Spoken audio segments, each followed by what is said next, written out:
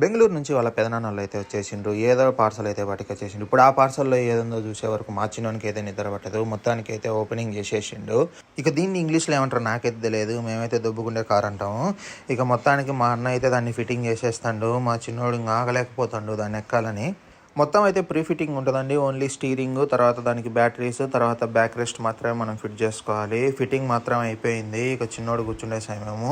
ఈ పక్క బొమ్మ ఫిట్ చేస్తా అంటే ఇదేమి నాకు వద్దన్నట్టు ఆ తెచ్చిన బాక్స్ని అయితే చూసుకుంటూ ఆడుకుంటాడు వాడు. ఇక మొత్తానికి దాంట్లో బ్యాటరీ వేసేసి మ్యూజిక్ సిస్టమ్ కూడా మా అన్న అయితే సెట్ చేసేసిండు.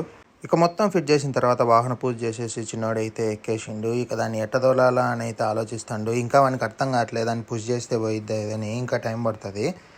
ఇక దీని కాస్ట్ అయితే 2000 అయితే పడింది. క్వాలిటీ కూడా చాలానే బాగుంది. వాకరు హై చైర్ అయితే మొత్తానికి పక్కన పడేసిండు, అసలు వాడకుండా. ఇక ఇది ఎన్ని రోజులు వాడతాడో చూడాలి.